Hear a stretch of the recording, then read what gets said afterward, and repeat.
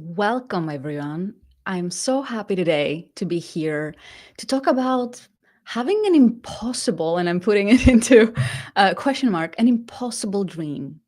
So many of us, myself included, we want something, we get this idea, but we block ourselves because we think, oh, this is out of reach, this is unreasonable, this is never going to happen, I'll waste my time, I'll get disappointed. And today, I have the pleasure to be joined by Wendell Bertulfo-Wold, who is an alumna from my vision program, VisionPath. And the way this conversation came about is I reached out a couple of weeks ago to say, how is it going? 18 months after Vision Path.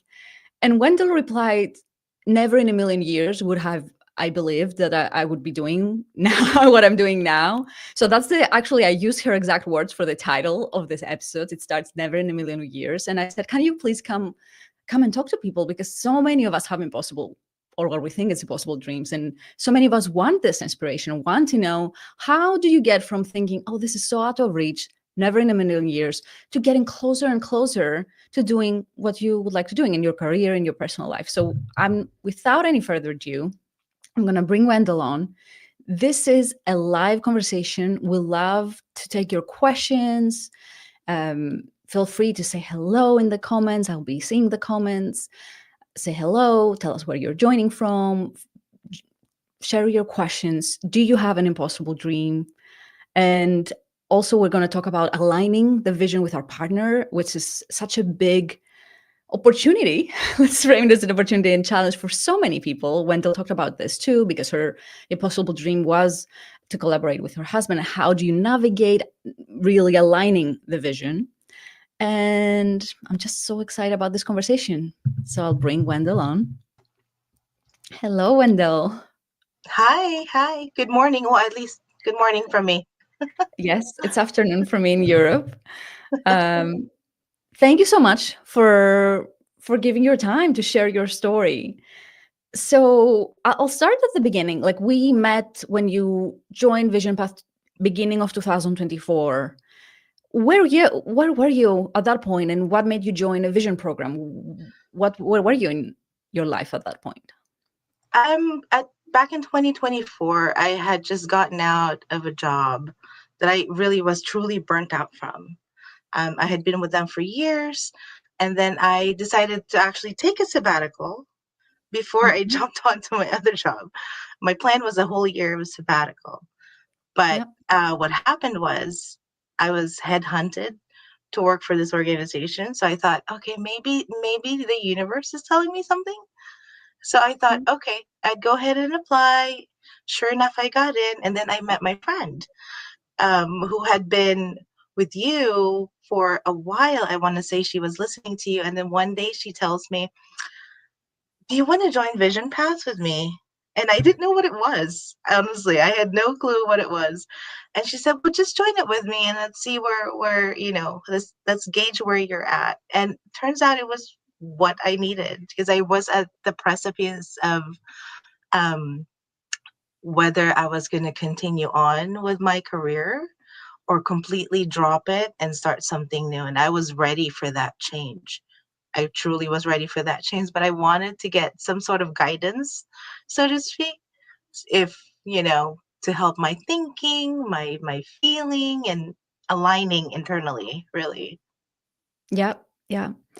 It's interesting you mentioned the burnout. I remember it was when I ran Vision Path Cohort 2022, and I still remember it because as I usually do, I say the first week to people, can you introduce yourselves? And I remember in 2022, the cohort, about 40% of the cohort says, I just came out of a burnout. And I just had no idea. Like, usually I've had two burnouts in my life, and usually I was so focused, I was feeling exhausted. I was so focused on recovering.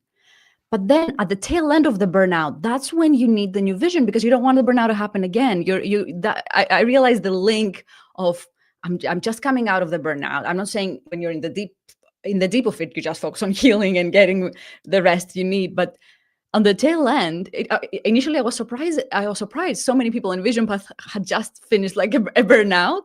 But then I was like, it's not surprising, because it is an epidemic of our time. We're so like having stressful lives, so it happens quite a lot with all the pressures we put on ourselves.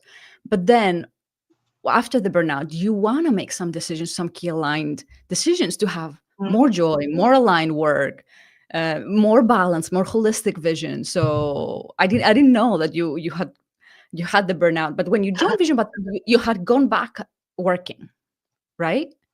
I did. I You, did. I had already yeah. gone back working at that point.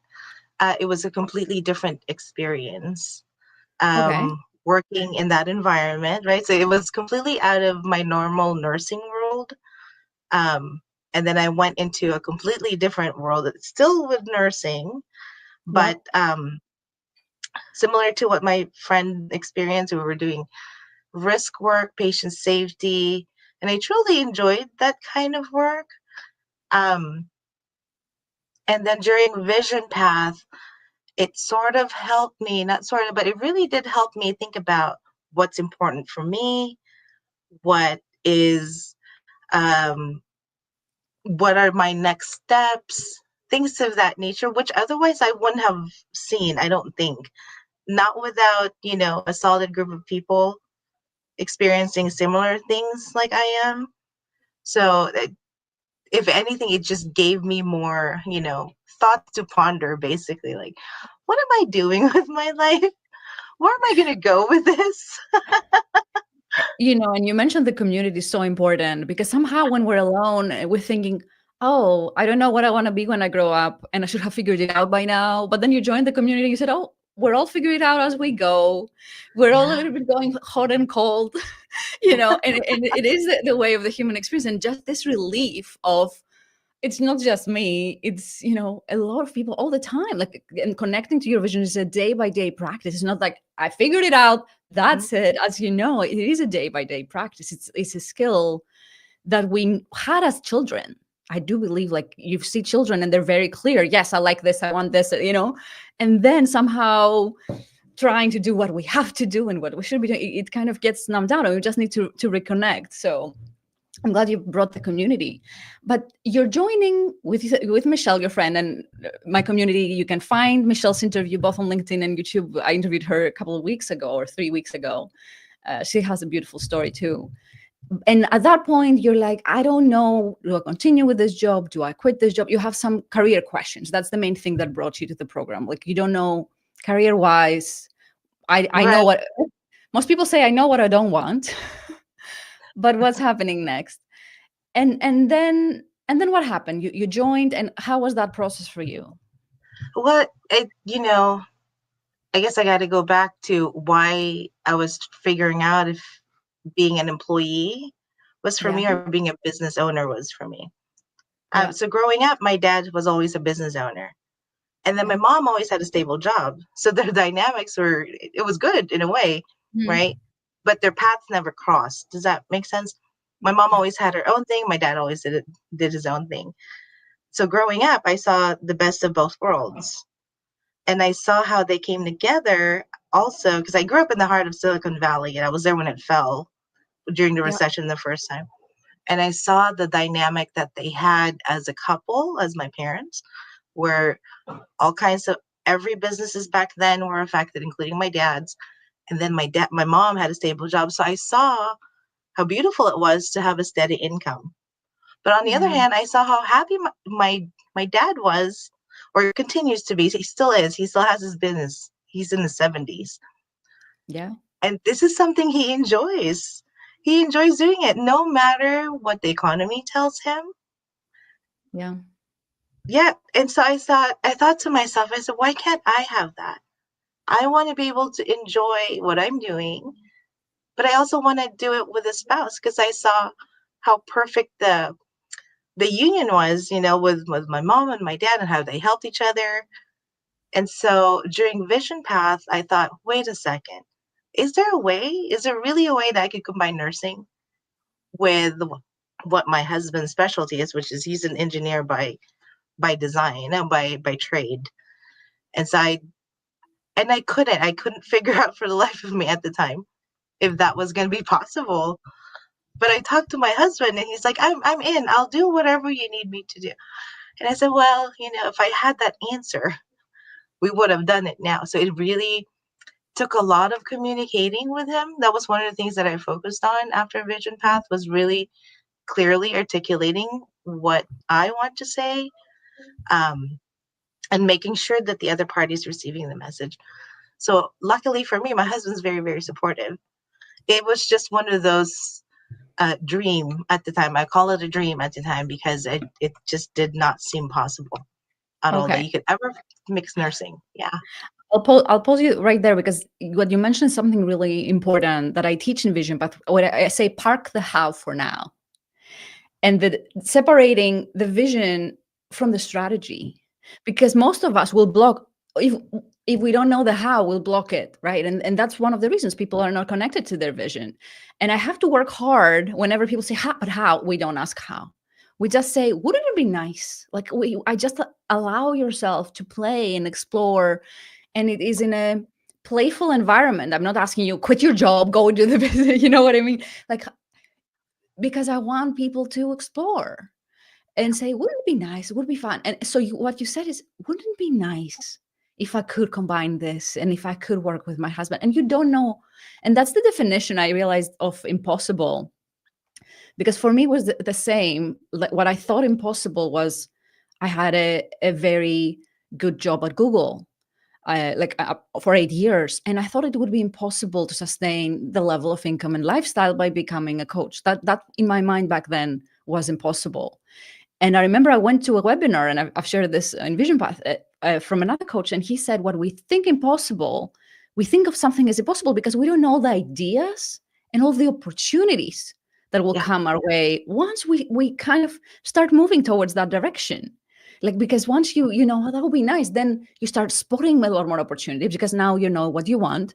So, our reticular activating system will start spotting a lot more because we don't process all the data around us, right? We only Right. process what we think it's important. So by the moment you start playing with this idea, you start noticing things you wouldn't have noticed otherwise, and then your subconscious starts bringing ideas. So it's a combination of ideas and opportunities, and the what was not in a million years starts becoming closer. So the advice, what I want people to take away at this stage, is separate strategy from vision. And when you do vision work, just be in the playful realm wouldn't be nice. And or what I feel aligned to do next step. It doesn't have always to be about the future. And then after you've got some clarity, then you can start exploring the how, rather than, oh, I don't know how, so it's impossible. So let me figure out another idea. I Yeah, see I a agree. I comment. completely agree. We have someone from Copenhagen. Joaquin, thank you for saying hello to us, and glad to have you from Copenhagen. Um, okay, so you get this idea. By the way, how did this idea come? Do you remember? Because I think it's like many people ask, how did you get in touch with that desire? Because I'm sure it must have been there like dormant, or did you see someone doing it and you got inspired? Was it your parents? How did you uncover the desire to start with? Um, so my parents definitely played a big part Yeah. in my decision making or my way of thinking. Um, but the idea to combine my skills and knowledge with that of my husband, I feel that had already been there for a long time because we actually have. He has his own business that I helped him start, but it was all about engineering. It was about construction, and there was no room in there for me, because it Hmm. wasn't nursing. And Yeah. so I had to think of ways how I can be actively involved in his life, in his work, without having to be the nurse. So initially, to help him up, um, I took business classes. I took, Mm. blueprint reading classes. I took safety classes in the construction because in my head, I can do that. I can Yeah. learn about it and then help build it. And then the more I helped him out, the more the business grew, the more I felt that, okay, you know what, I need some action in this. I need to Yep. be a part of this. But for me personally, because nursing was never really my first love. To be transparent with everyone, it was never the thing that I wanted to do. But back then, I mentioned, remember the recession, and there was a nursing shortage, and so it was all over my community here, the people I knew. Everyone wanted to be a nurse. I said, you know what? Why not? Let's give it a try. And then I Yeah. met somebody who was a nurse for a while, but she wasn't doing the typical nurse work. She wasn't working in a hospital. She wasn't working in any facility. She was a business owner. She worked for an office. She created her own time. So I thought, great.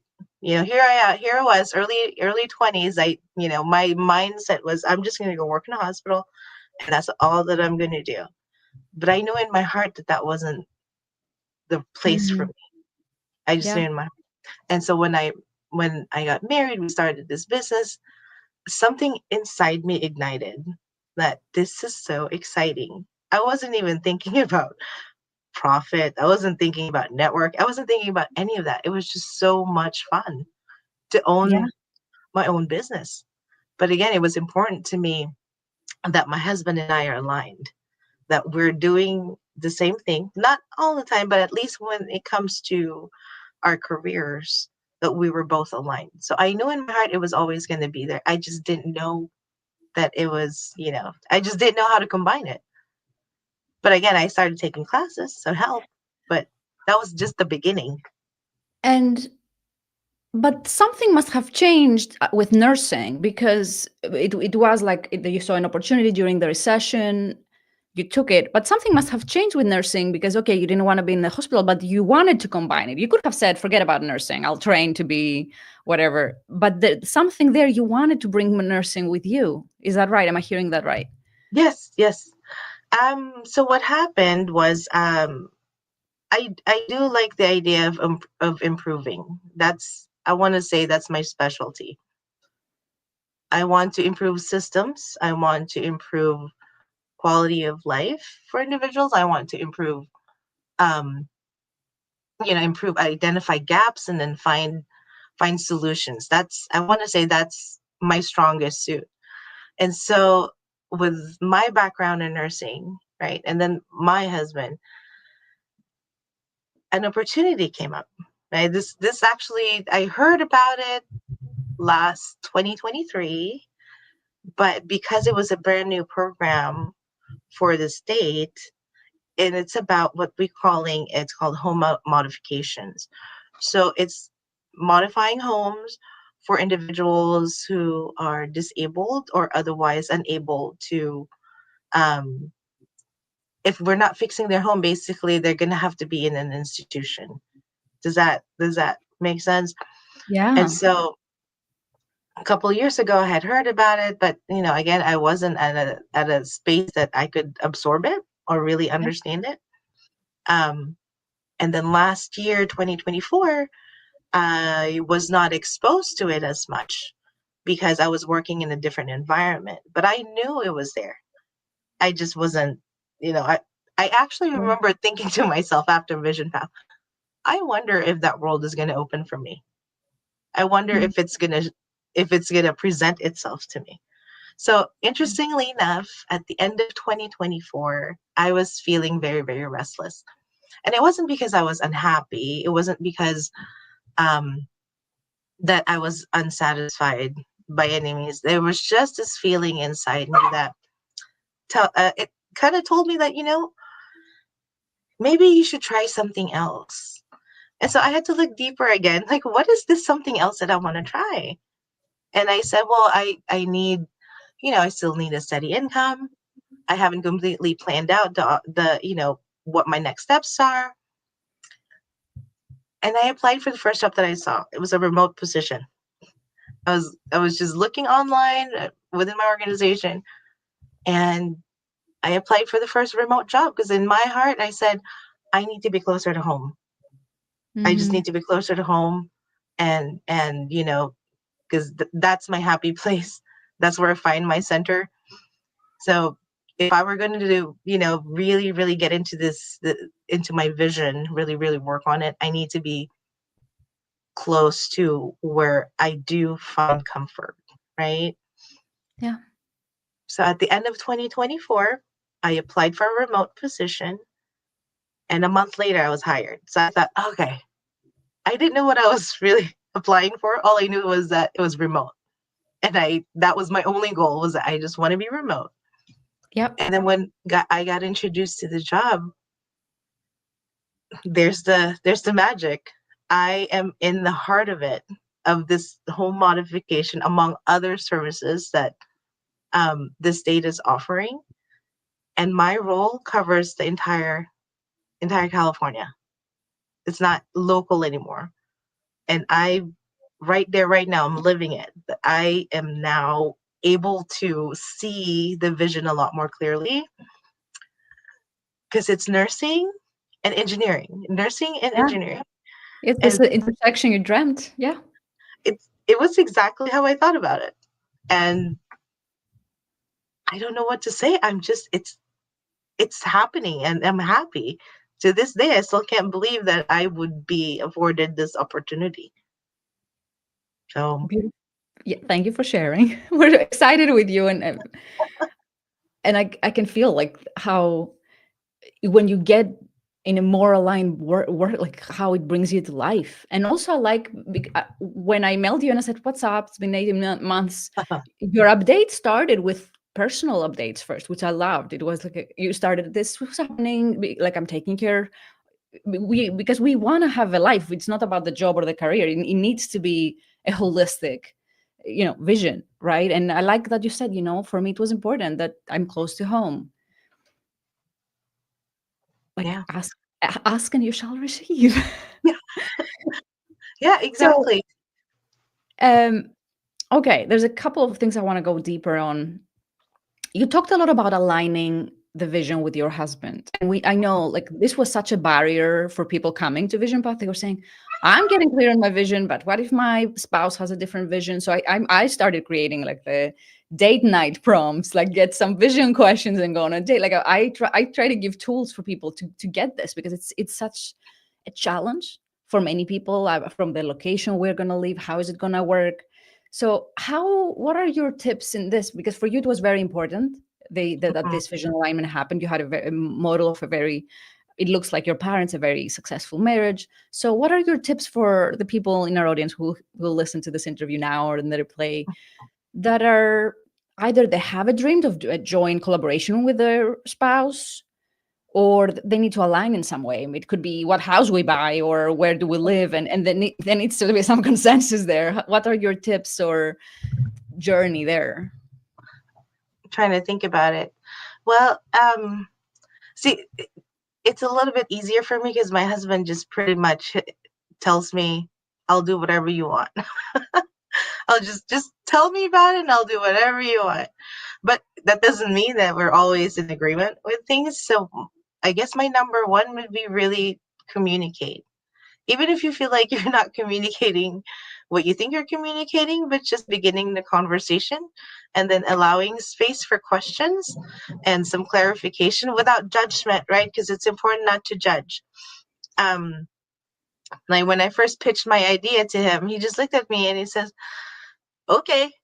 He didn't understand it either because I was already involved with his work. It's just in a different capacity, right? It had nothing to do with healthcare whatsoever. And when I told him that, I really, really want to do this with you. And he said, okay. He says, I don't know what that looks like yet, but okay. That's what he said. Yeah, I love that you're saying this, because there is a point there. Because it's the same with my husband, and I have the clients asking, "How do you do it?" Because we moved to 3 countries the last like 3 years. We were in London and then Costa Rica, and how do you align all this, etc. And it is that the value of the family is higher than anything else. That's what I'm hearing when he said, "I'll do whatever you want." It's just I'm hearing a person that our relationship is above everything else.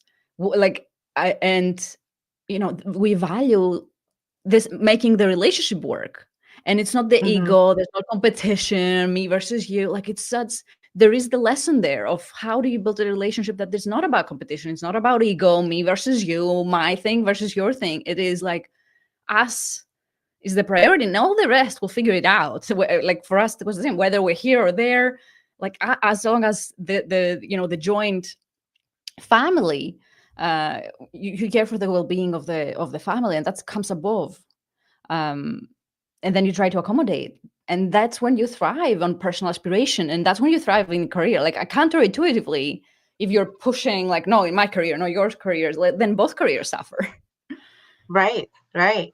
So I didn't feel that there was any competition right from the very beginning between him and I, because we were in different industries. So it was Yeah. never, it was never, like I do more than you.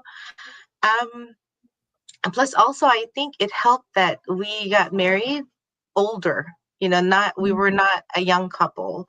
We were an older couple who had, experienced life Yeah. before being married. So I think that part also helped in making our joint decision to work together and be together, remain together. But I want to say for me personally, it's really just communicating. And Yeah. I'm not the best communicator in the world. I mean, if he's here, he'll tell you that. But I do my Yeah. best. I do my best. And that was one of the things that I worked on after VisionPath actually. I wanted to be Okay. able to communicate better, not just within my family, but people at work, um, my friends, and outside family. It's still a work in progress, but I feel like I'm getting better at it every day. Yes. So let me ask you this. What helped you get clearer on the path, right? Because you joined from, should I do this? Should I do that? Um, before you're coming from a burnout. So what was it that helped bring clarity, and then also landing this job, which was like come as a dream coming true? What do you think helped you? What did you do differently, or what was helpful in your path so that people who are listening can start doing some of those things? Doing differently. Let me think. Before I landed this job that I'm with now, I really had to be honest with myself. I guess that was my number one for me. I had to be honest with myself because I was feeling restless. But again, Yeah. it wasn't come from any negative space. It just, I want to say it came from a place that, maybe there's something else out there for you. That type of restlessness. Mhm. Yeah. And so really, really feeling my intuition, I guess my gut feeling, and Yeah. trusting it and trusting that it's gonna take you somewhere. And it really truly took me somewhere. And again, because I didn't know, all I knew was that it was a remote position and it was aligned with what I've been doing. So I thought, okay, piece of cake, I can do this. And then it wasn't until I was in there for about a month or two that I said, wow, wow, okay, well, this is what I was thinking about a year ago, right? And I had to be open to that opportunity. Whereas before, I probably would have been, it doesn't make sense. I'm comfortable here, my Hmm. old job, because I truly was. I was good at what I was doing. I was happy with the work I was doing and the outcomes I was producing. And, you know, if you knew me from years ago, as long as I'm having fun with what I'm doing, I will stay there. That's always been my pattern. And then the minute that I feel that, okay, I have learned enough from this job, I'm gonna go move on to the next. So I don't stay in one position for over, I'm gonna say 3 years. I would stay within 2 to 3 years, and I would just keep moving. I would just keep moving. And again, it's not same feeling that I had. It restlessness, but it wasn't anxiety, but it wasn't panic. It just, I guess I've been doing it my whole life then. Now that I think about it and openly talk about it, just following that intuition, that gut feeling. But that's so important, right? Because again, that they train it out of us. I think education and all this rational. For me, it was shocking because when you see you like them or you don't like them, the people, the billionaires. When I was listening to interviews, I didn't like an article for intuition. It's like intuition and joy are week number 4 on Vision Path, and I wanted to check. I had this hypothesis. Let's see the really like the people who are outstanding monetary success, like success in terms of what we can see, right? I don't define success as the one who has the most money, but these are the ones I could study. And you see from Einstein saying intuition is the gift and the mind is the servant. from Jeff Bezos saying, I take all the decisions with my gut. Like Richard Branson, the same. Steve Jobs, the same. Like I say, trust that voice inside in his commencement speech. Like it is across the board when you see people who achieve that, like the most successful people. But when you were in the job, we hide the intuition, right? We think, oh, Yeah. that's crazy, that's irrational, I need to suppress it. For me, it was the most successful people in the world. They all tell you my biggest decisions were made by my gut intuition, and there's pretty of public evidence about it, Einstein included.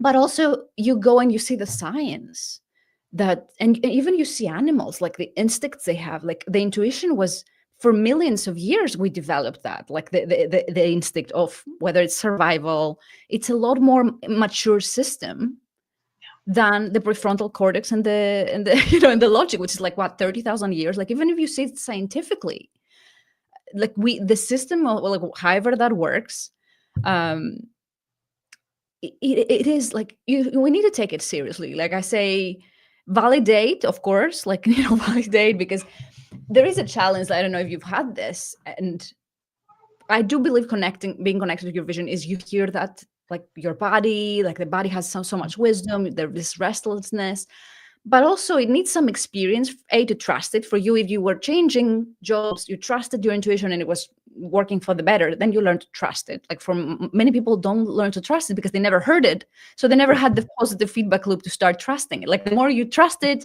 the better feedback loop you have. But also, unless you practice it, it's hard for people to identify, is this intuition, is it wishful thinking? Like I'm hoping for the best and I think I convince myself that this is great, will be great. Is it prejudice? Like if you don't like someone, is it because your intuition? Or it could be like you capture micro expressions in your subconscious that your conscious doesn't. Or it could be your prejudice, that this person reminds you, look, of a teacher you hated. And so it is, the intuition is absolutely the best guide once you've practiced enough to know when it's intuition and when it is like prejudice, wishful thinking, or all the rest. So how do you do that? How do you know? Um, so apart from the gut feeling, I'm a very spiritual person. Yeah. So I would pray, I meditate, and then it's really, I call it the process of discerning, right? So in addition to what I was feeling, I, I prayed and I meditated on it. It's not an obsession. I don't think it was an obsession. I think it was more a minute to understand how I'm feeling with what my decision, right? So my decision Mm. was to move earlier, right? I wanted to go and work remote. And before I applied for that position, I prayed, meditated. Yeah. I said, this is what I need. Feel like I need to be closer to home. At the hospital is a little chaotic, as you can imagine. Yeah. So there was no time to separate myself from, the situation, from the work itself. And I needed time to do that. I needed time to just say, I can get up and go, and it's okay. But again, it's one of those discerning moments, right? I have a gut feeling. I was feeling the restlessness again, but this time it was more intentful. If that, if that resonates with anyone, it wasn't just wishful thinking. I just knew in my heart that I needed to do this. I really needed to do this, and it still didn't matter to me whether my decision at the time made any sense to anyone, Yeah. but it made sense to me, right? It made sense to me. And so that's what I went with. I went with, what was good for me. Yeah. And actually, one of the best markers I've seen when it's intuition is it doesn't make that much sense. Hmm. Like that's when it makes sense. It probably is your rational man mind. Like intuition doesn't come in a well-packaged story. How does this fit with all? No, usually, like I jokingly say, for me, because my husband is very rational, when it's intuition, I'm kind of, oh, I need to tell my husband about this. So that's when I know, because he's gonna say, really, is this what you're gonna do? Because he's so much more rational. And that's when I know, because if it makes perfect sense, it could be wishful thinking, right? It could be my mind creating like that nice story. A lot of the times you feel the pull and you don't understand it at the time. Yeah. Yeah. And I I love that you agree. talk about the meditation and the prayer. Like also for me, meditation, it is quieting the rational mind. So you can hear the wisdom, the inner wisdom. You can hear your body. You can hear the intuition, right? There's something there. And also the prayer, which is also, there's a couple of elements there. There is some surrender to some, like getting the ego out of the way, and some surrender to something bigger than ourselves. But also it is feeling held when you're praying. Like there is you're coming to that decision from an energy of love, right? And it's going to be a better decision than it will be like panic mode, or the little human, I'm going to control the universe and I'm going to fix it and I'm going to, it is such a better energy of, uh, of love and some surrender to it as well. Yeah. Yeah. I think it was mostly, oh, I guess I want to add the other thing that made me move, is that, um, I didn't feel internally, there wasn't any resistance. There wasn't any, I wasn't questioning it. Whereas before prior experiences, I probably would have questioned, like, what am I doing? What am I doing? Am I just moving to something completely, as they say, same thing, just different days or different places? Um, I didn't have any of that feeling. There wasn't any feeling of that I was about to just repeat the past, if that makes sense. Yeah. But it worked out. And then when I got hired there, I found out that there were already, I want to say, about close to 20 people prior me that had applied for that position, and I was the last one.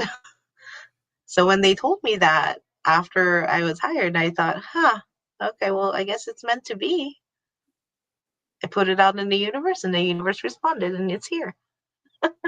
I had when I got hired at Google, I had a similar experience. I went and I visualized. I was watching YouTube videos about their offices in London, imagining myself working there. And then I think it was the next day, like I always, that I got the call from a recruiter. I had applied in the past. They had my phone number in their archives, but the timing of it, like I'm there, like visualizing myself in literally in their offices. And we're talking that 2009, many, many years ago. I was not a vision coach then, like nothing of the sort. And then they hired me and the alignment, and then I jumped. And I think when it's an aligned opportunity, you are excited in the interviews. Like I was going there with excitement. And I think that's why I got the job, because it comes from a place of joy and alignment versus like desperation or need or, so I think there's something to be said. And yeah, we don't know, like this serendipities of how the perfect job appears the moment you start getting clear of what would be so exciting. Yeah, I see it quite a lot. So on the Vision Path program, I I wanted to ask, what was the part that you found most helpful? Um, do you remember our exercise about sunk cost fallacy? Yeah. That was my most favorite, because that was the question in my mind, right? Should I continue being a nurse? And I've been a nurse for nearly 20 years. And I thought, after the burnout, I've never really experienced burnout. It was the first time that I experienced true burnout. And, similar to your story, what happened with that previous job was I was up for a promotion, but I had left because I had to, for maternity leave. When I came back, it was given to someone else. Mm. No rhyme or reason. And that really triggered the burnout for me. And so, and I thought, and I internalized it, right? I internalized all that hurt, all that pain. And I thought, is it me? Is it because I have a uterus and I'm not afraid to use it? Is it, what is it that I can't, why can't I, why didn't I get that job? Right. And I know I was good at it. I worked really, really hard for it. And then that's the first time I experienced burnout. And then another department off. No, they had an opening for a leadership position, and I ended up applying for it. And back then, I didn't acknowledge that I was burnt out. So I only lasted 3 months with that job.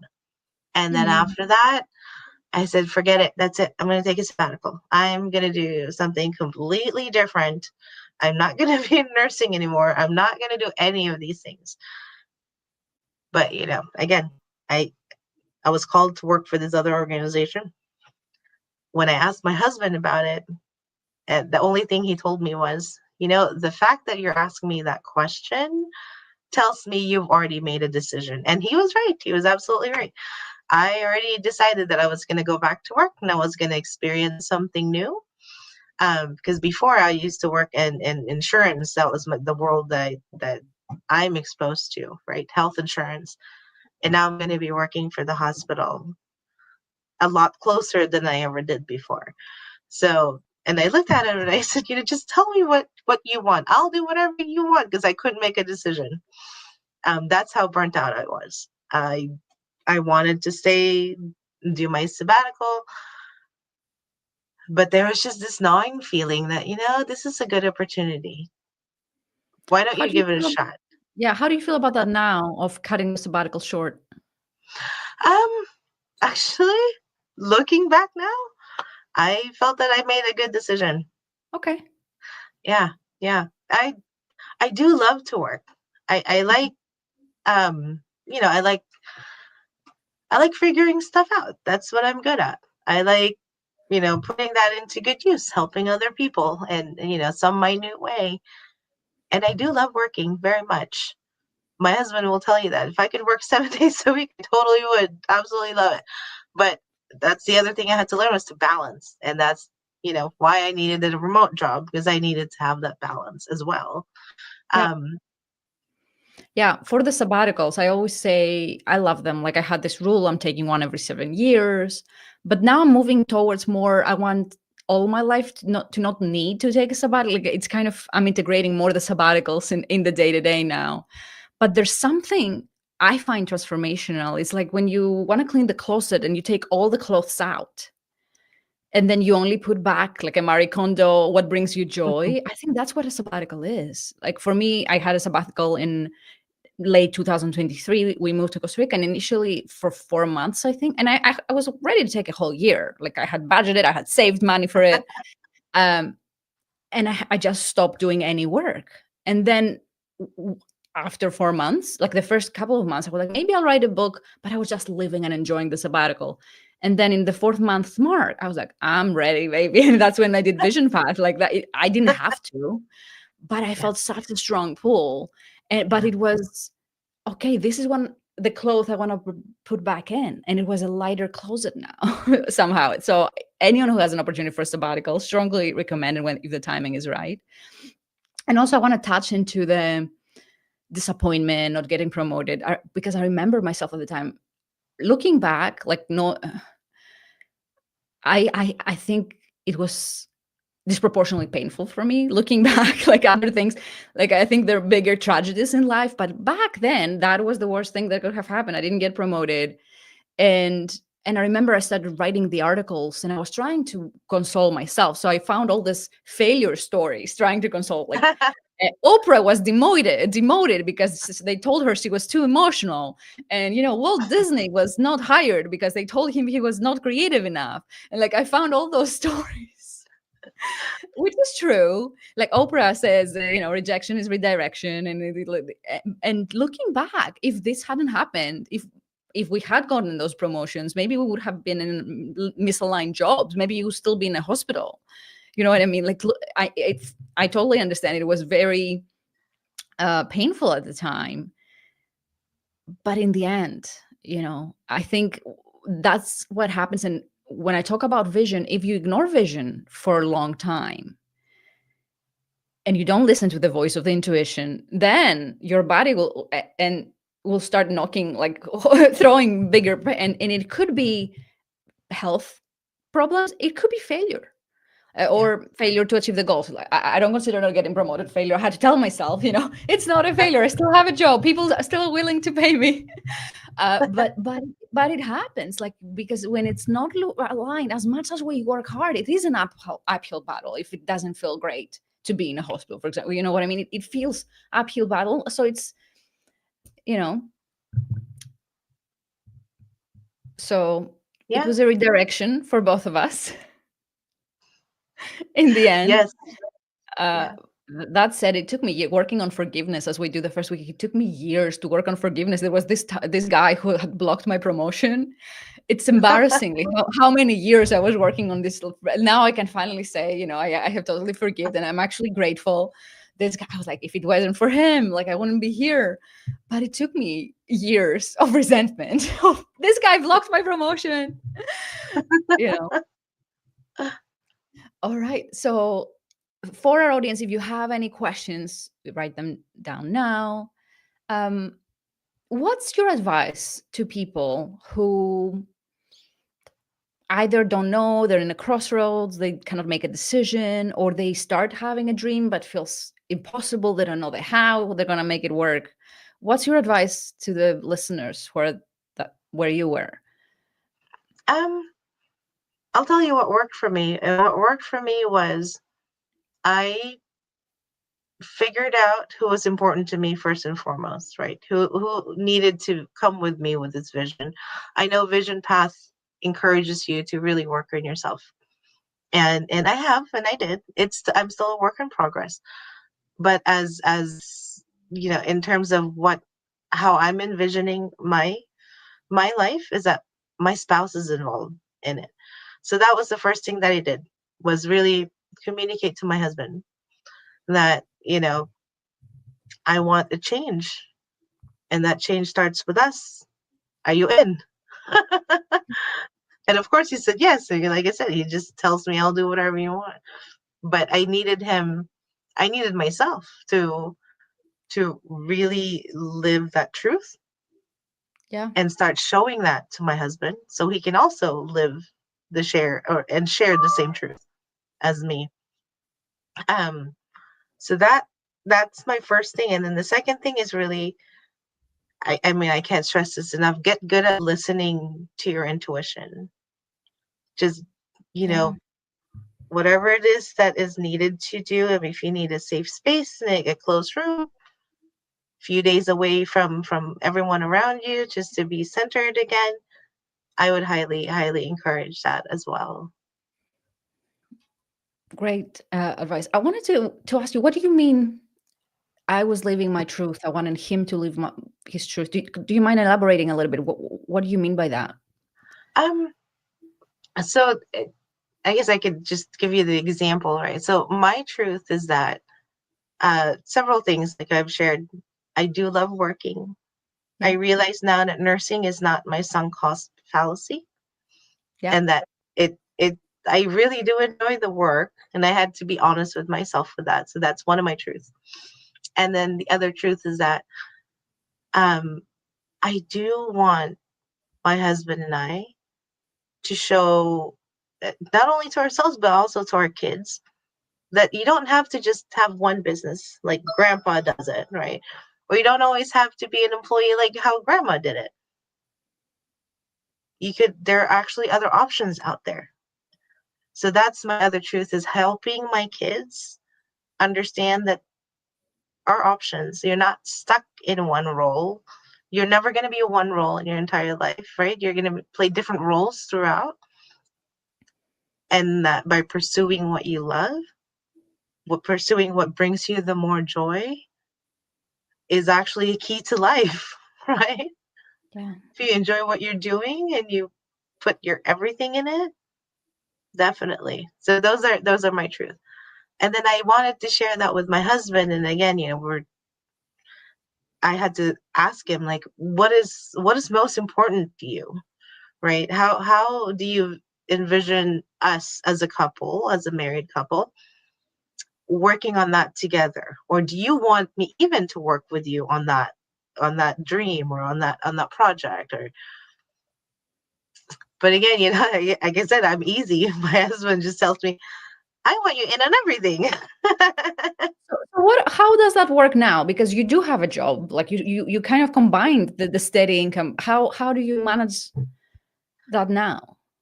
Right now, so we're in the beginning stages of our combined business together. So we had to revamp the old business to fit this one because we used to do commercial type of Yeah. construction. And so we're doing our switch slowly but surely to residential construction Yeah. so we can combine the healthcare piece of it. Um, so while I'm working, right, while I'm working, he's the one that's calling people, right? So we get referrals online and then he calls them and then, he gets the basic information. And then once I'm done, then I connect with them. So I want to say that if you make technology work for you, it works really well. But if it doesn't work well, it just doesn't work well. Um, so he knows the role that he needs to play in this one because he already has experience as a Okay. business owner. But it's just a shift of the industry or the environment. I want to say. Um, as far as combining the healthcare piece to it, we still meet every week. Him and I meet every week, and we have business meetings, right? Wow.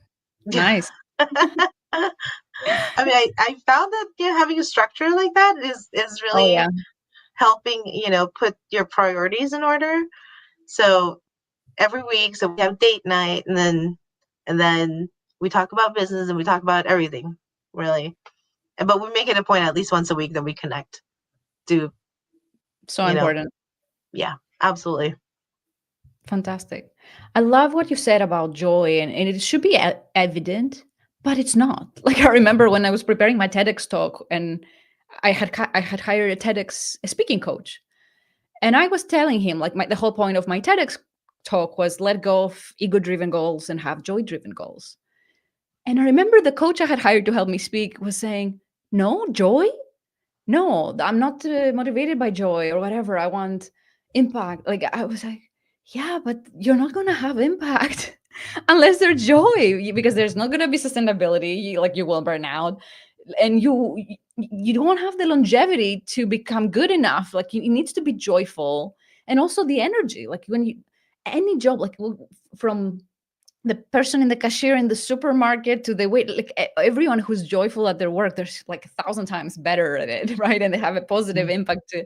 So I thought you and me think it's self-evident it needs to be joyful, but so many people they don't. They think, oh, it's supposed to be uphill battle and it's supposed to be sacrifice.